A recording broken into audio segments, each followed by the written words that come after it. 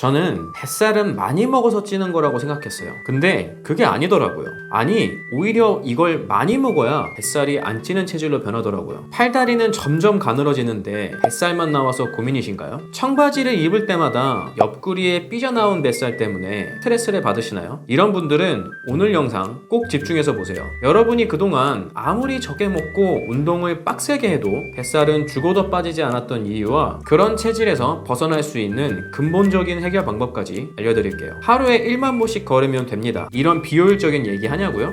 아니에요. 이런 식단으로 하루에 2끼만 드세요. 이런 말도 안 되는 소리 하냐고요? 아닙니다. 오늘 영상에서는 물만 마셔도 뱃살을 생기게 만드는 최악의 습관 3가지를 알려드릴게요. 딱 이 습관 3가지만 기억하시고 바꾸시면 뱃살이 정말 쭉쭉 빠지는 경험을 하시게 될 거예요. 그리고 단순히 최악의 습관을 알려드리고 끝내는 게 아니라 쉽게 개선하는 방법까지 딱 집어서 바로 알려드릴게요. 물만 마셔도 뱃살 생기는 최악의 습관 첫 번째는 아침에 마시는 과일 주스입니다. 에게 신나게 사발을 풀더니 겨우 과일 주스 얘기야? 라고 하시는 분들 분명히 있으실 거예요. 맞습니다. 이미 많은 분들이 과일 주스에는 설탕이 많이 들어가 있어서 생각보다 건강에도 좋지 않고 혈당도 빠르게 올려 뱃살을 확 찌게 만들어서 다이어트에도 치명적이라는 사실 이미 알고 계실 거예요. 근데 제가 얘기하고 싶었던 건 바로 아침입니다. 이 연구는 39명의 남녀를 A그룹과 B그룹으로 나누고 B그룹에는 일반적인 식사를, A그룹에는 아침에 시리얼, 팬케이크, 와플과 같은 고혈당 음식을 먹도록 했습니다. 8일 뒤 A그룹은 아침 식사 후 급격한 혈당 상승과 하락이 반복적으로 발생했고 혈당이 급격히 떨어진 시기에는 강력한 식욕을 느껴서 이후 식사에서도 더 많은 음식을 폭식하거나 식사 시간 외에 디저트 같은 높은 혈당의 간식을 더 많이 먹는 것으로 나타났습니다. 연구에서는 고혈당 식품은 체지방 축적, 특히 복부 지방 증가에 큰 영향을 미칠 수 있다는 점을 강조했습니다. 연구를 정리하자면 아침에 혈당을 빠르게 올리는 음식을 먹으면 급격히 떨어진 혈당을 만회하고자 참을 수 없는 식욕을 느끼게 되고 이후 식사에서도 폭식을 하거나 고혈당 간식을 더 자주 먹게 된다는 것입니다. 이런 생활이 반복되다 보면 혈당을 관리하기가 점점 어려워져 쉽게 뱃살이 찌는 안 좋은 습관이 생기게 되는 것이죠. 즉, 쉽게 뱃살이 찌는 체질에서 벗어나려면 특히 아침에는 고혈당 음식을 자제하셔야 됩니다. 그리고 이런 음식을 드셔주셔야 하죠. 근데 이런 식단을 먹는 게 어디 쉬운가요? 애들 챙기랴, 출근하랴, 등교하랴 바빠 죽겠는데 말이죠. 뱃살이 쉽게 찌는 식습관을 알았다고 해서 이런 음식을 평생 못 먹는 건 솔직히 너무 비현실적입니다. 이런 걸 평생 지키라고 하는 사람은 굉장히 무책임한 사람인 거죠. 그럼 이런 음식들을 먹으면서도 뱃살이 쉽게 찌지 않는 방법은 없을까요? 이 연구에 의하면 야채에 있는 식이섬유를 고혈당 식품전에 섭취하면 야채 속의 식이섬유가 소화 속도를 느리게 만들어서 혈당을 천천히 올린다고 합니다. 연구를 정리하자면 이러한 디저트 아니면 이러한 식사를 먹기 전에 식이섬유가 들어간 야채만이라도 미리 섭취해 주신다면 혈당을 천천히 오르게 만들어 뱃살이 쉽게 찌는 것을 사전에 예방할 수 있는 것이죠. 근데 매 끼니 야채를 챙겨 먹는 것도 결코 쉽지 않은 일이에요. 특히 자취하는 분들에게는 고기보다 먹기 힘든 게 야채죠. 이것만 문제인가요? 오랜만에 간 카페에서 이런 음식을 먹기 전에 난 혈당 관리할 거야 이러면서 나 혼자만 야무지게 야채를 챙겨 먹는 이런 분들 결코 많지 않으실 거예요. 보통 철면피 아니고서는 결코 쉽지 않죠. 간단한 해결 방법은 식이섬유가 풍부한 간단한 식품을 챙겨 먹는 것이죠. 예를 들면 차전자피 말이에요. 차전자피는 물에 타서 먹으면 이렇게 부풀기 때문에 포만감도 상당하고 식이섬유가 거의 90% 가까이 들어가 있어서 고혈당 음식을 먹어도 혈당이 빠르게 오르는 걸 막아주니 쉽게 뱃살이 찌지 않게 만들어주죠. 또한 이렇게 개별 포장되어 있는 제품을 구매하시면 물만 있으면 어디서든 몇 초 만에 마셔버릴 수 있기 때문에 디저트 먹기 전, 회사 점심시간, 학교 점심시간 등 야채를 먹기 힘든 장소에서 어디서든 쉽게 챙겨 먹을 수 있죠. 하지만 이런 차전자피 상품에는 큰 문제점이 있습니다. 바로 많은 당이 포함되어 있는 상품이 많다는 겁니다. 당 수치를 일정하게 만들어서 뱃살을 쉽게 찌지 않은 체질을 만드는 게 우리 목표인데 당이 많이 들어가 있는 제품을 먹는 건 아무래도 이상하죠. 그래서 10개 정도 상품을 비교해서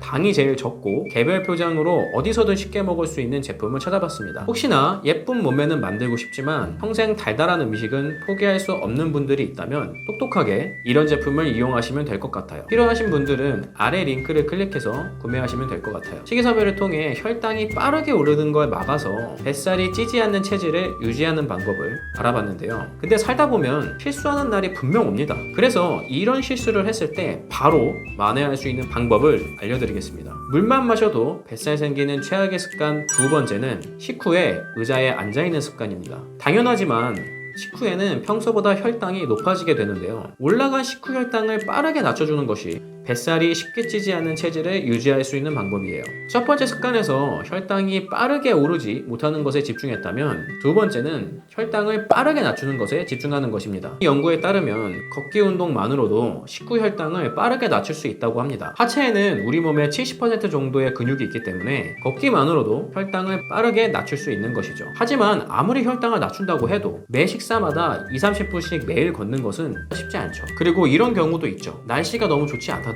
기타 등등의 이유들 말이에요. 이러한 이유들로 내가 원할 때 바로 할 수 없다는 문제점이 있습니다. 이러한 문제점을 해결하기 위해 실내 계단 타기와 같은 운동들을 많이 하시는 것 같아요. 혈당을 효과적으로 낮추면서 실내에서 할 수 있는 운동이기 때문이죠. 근데 이러한 해결법도 근본적인 문제를 해결하지 못합니다. 바로 유산소 운동의 근본적인 문제점인 지루함입니다. 계단 타기, 걷기, 달리기와 같은 유산소 운동을 지루하다고 느끼는 이유는 딱 하나예요. 서서 하는 운동이라 자세가 불안정하고 두 손이 자유롭지 못하기 때문에 할 수 있는 행동들이 제한됩니다. 이런 행동을 몇 분씩 반복하려고 하니 당연히 지루하다고 느끼게 되는 거죠. 하지만 지루하지 않은 유산소 운동도 있습니다. 바로 실내 자전거입니다. 실내 자전거의 장점은 무엇이든 할 수 있다는 것입니다. 유튜브를 보든 넷플릭스로 흑백 요리사를 보든 게임을 하든 심지어는 밥도 먹을 수 있죠. 두 손이 자유롭고 안정된 자세로 운동하기 때문에 운동을 하면서 즐길 수 있는 컨텐츠가 거의 무한합니다. 그렇기 때문에 지루함을 느낄 수가 없죠. 그리고 실내에서 할 수 있기 때문에 다이어트의 가장 큰 적인 핑계병을 사전에 예방해버리죠. 핑계병이란 바로 이런 거죠. 뭐 때문에 못하겠네. 비가 와서, 추워서, 길이 미끄러워서. 우리는 이런 핑계들을 달고 삽니다. 물론 저도 그렇죠.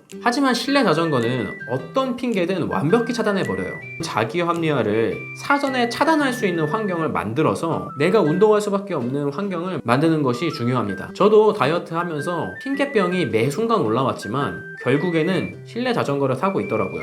하지만 실내 자전거에도 단점은 존재합니다. 한 번 사면 오래 사용하는 물건이다 보니 AS가 안 된다면 쉽게 고철덩어리가 되어버리죠.